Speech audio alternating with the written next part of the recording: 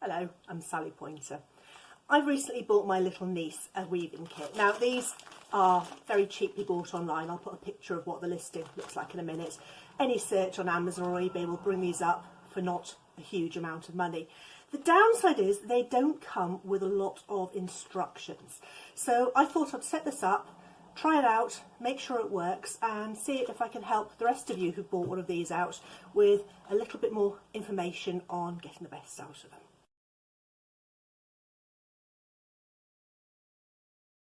So first things first, let's open this up, see what we've got inside.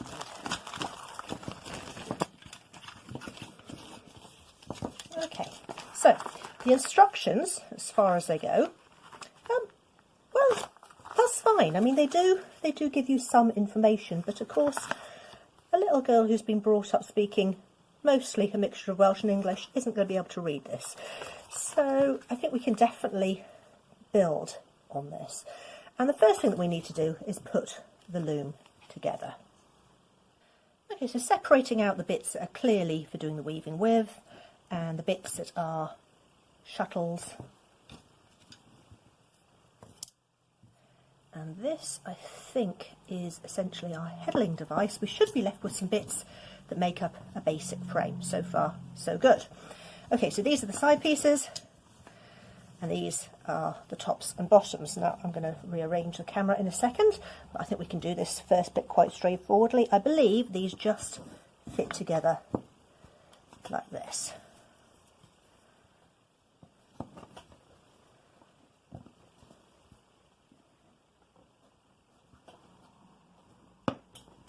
Now this side is being quite stiff. This is often the case with cheaply produced bits. Sometimes it's a case of try the other end and see what happens. If that doesn't work, I'll go and get some sandpaper and we'll adjust it. I think we might be getting there. I'm going to adjust the camera so we've got a better view, and we'll see how to thread this up and get it working. Okay, that's a bit better. I've adjusted the height of the camera, but I've also taken these downstairs and I've run a knife around the slots, and I put some glue in them. I've got a sneaking feeling that's going to make life an awful lot easier in the long run. The last thing you want with kids is things falling apart. Now I think we want to join these up pretty much on the edges. You definitely want to make sure that this bit isn't being interfered with when you actually do your weaving.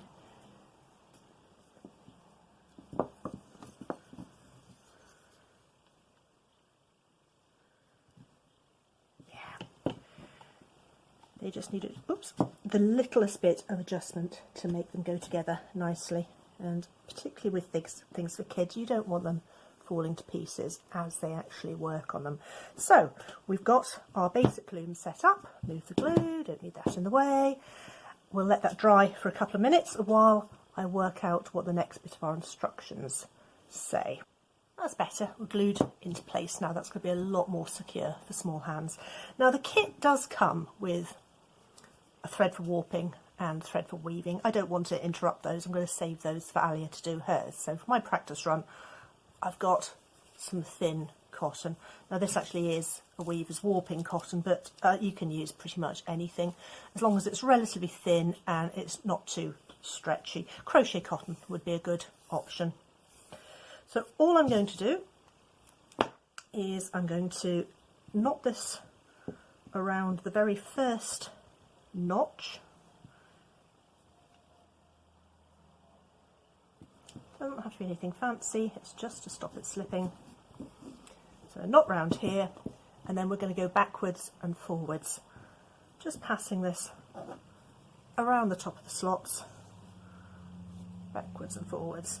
Try and keep an even tension. You want it relatively tight, but you don't want it so tight that it's impossible to move. A little bit of bounce. A little bit of bounce is good. And this should only take a few seconds to set up.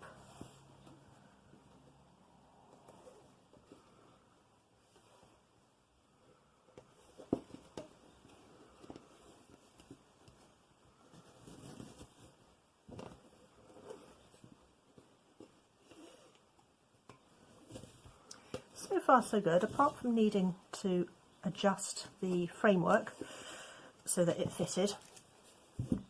This all seems to be cut relatively tidily. When you get to the end, cut off a longish bit. It's usually easiest to go all the way around before trying to knot off. And then you can just work a little knot.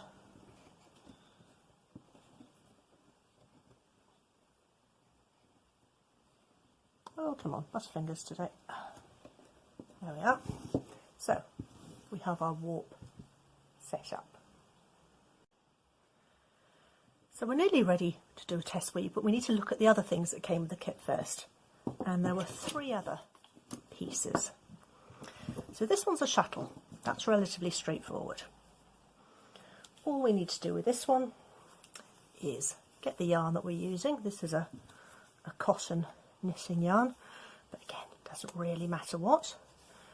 And all you do is you just wind the thread around that.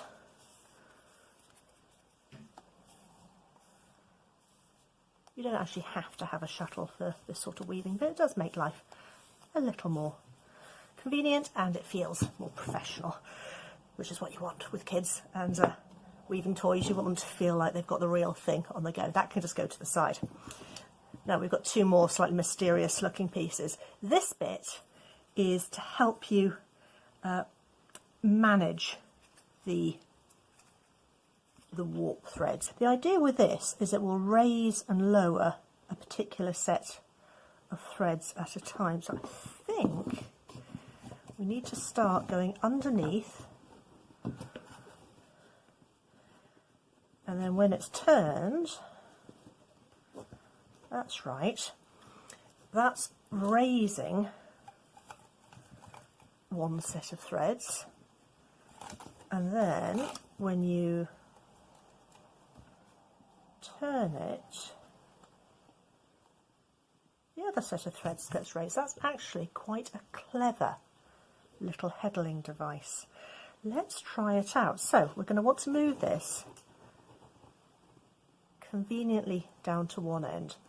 Now if you leave it flat, all of the threads are sitting at the same level. If I twist it, every other thread drops into a groove, and that gives me a gap that I can push my shuttle through. Now you still need to be a little bit careful, but so far so good. Bring that down to the bottom. Then to change the shed, we just twist it, and now the other set of threads has come to the top. Again, nice and gently. Still a little bit of wiggling needed. If this was a more refined shuttle, I think you could avoid that. You probably could do that yourself by sanding this into a more streamlined shape. But this is a toy loom, so we're not going to worry too much, but I do want my little niece to be able to work this evenly. Now, what I think this bit's for is I think you put this on and you use it to pat these into shape. That's pretty good. So back to our other shed.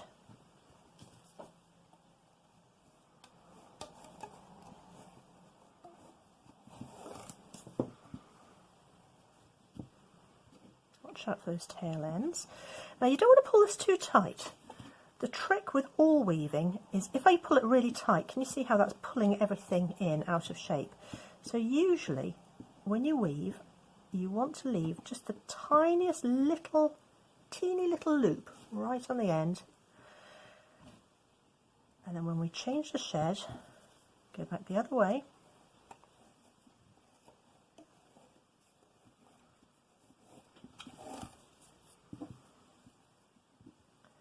That will pack down quite nicely. If we turn this so it's sitting flat, put the beater on, we'll pat it into shape. Excellent. So let's think about what the parts of the loom are called. So you have the loom frame itself.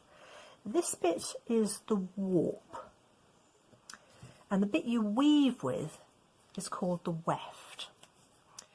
The heddle is the part that raises different threads so that you can get between them evenly. I think that's the right one. Yeah, definitely a little bit of polishing on the shuttle would make that so much nicer. I'm going to do that before I send this down to Alia. So that's one pass of the weft as it's gone through the warp, and then we use the heddle bar to change the shed. It's called a shed when it opens and closes. That gap is the shed. Again, if you're 7 or 8 and you're having a go with this loom, what you call it really doesn't matter. But if you get into weaving, it does help to have your terminology correct. Now, I have to say that for a very, very cheap and basic loom that needs a little bit of tweaking, for a child to have a go, this is absolutely fine. I've got no real problems with this. Flatten that down, use your beater rod, pat it into shape. Do you know, that really is okay. So I'm going to keep doing a couple more rows, then I'm going to wind a different colour onto my shuttle. I'm going to do a little bit more, and then we'll just follow through and we'll just recap on what we've done, and I think we'll be there. So far, so good.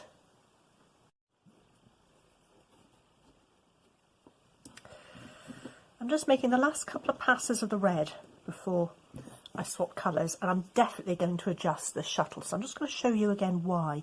At the moment it's got a very blunt end to it, and even though I'm quite comfortable with what I'm doing, can you see how it's snagging and it's pushing the warp out of the way, and it means you're having to wiggle to get that through. That's frustrating for an adult, that's doubly frustrating if you're small and you're on your first project. So one more, and you can see how it's definitely catching. So I'm going to call that the last row, put that in the rest position, use my beater to pack that down. I'm going to take this down to the workshop and get Alia's Uncle Gareth to find me some sandpaper, and I'm just going to round those edges, not to a point, but just so that they haven't got that flat, snaggy edge. I think that's going to improve this hugely. So when I turn the camera back on in a second, that flat bit there should be gone. Let's see what happens. And just a very few seconds later, a little swipe of sandpaper, and hopefully you can see that those have got a much more refined shape. You could even do this with a coarse nail file. It really doesn't have to be complicated. So let's wind up some more thread and we'll see what happens. Hopefully this really will have improved things. Just because things are intended as cheap toys doesn't mean they shouldn't work as intended. Okay.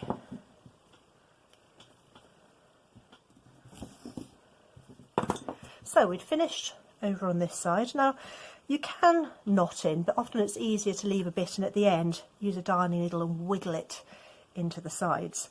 So I put this in the rest position. We need to work out what side we're doing. So this one had gone under here, so the next one, it means it needs to go over it, which I think is going to be that one. Okay.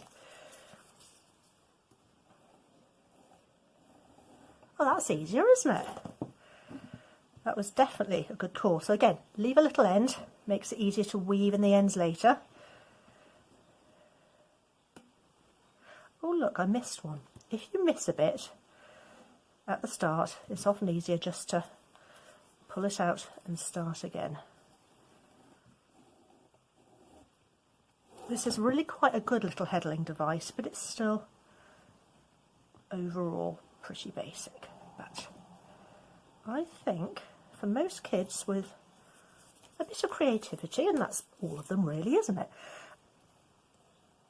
I think they're going to find this a perfectly straightforward loom to use, but I do recommend that you glue in the ends and slightly refine that shuttle. I think that extra 5 minutes in assembly is going to save a lot of tears. Now, you probably noticed that I'm not using the shed beater every row. You don't normally have to. I usually find with most weaving that you can do a few rows and then you can pass it into shape. I think I'm quite happy with that. I'm going to leave that there. I'm going to send it down to Alia set up like this, ready to go, with some spare yarn and of course the stuff that came with her kit, so that it's nice and obvious how it works. When you've finished, all you have to do is unclip those knots that you made and just pop off the ends. Your finished weaving is going to be fairly loose with this sort of thing, but if you used a pure wool non-superwash yarn and at the end of your project you got it in the sink with some hot soapy water and you give it a really good rubbing, the surface will felt together and that would make really nice little placemats. And I think this is about the right size to fold up to make things like a glasses case or a blanket for a dolly bed. I think that's actually quite a nice little loom for very, very little money. Just take those couple of minutes to make the refinements and happy weaving. I think she's going to enjoy this. Hope she will. Bye for now.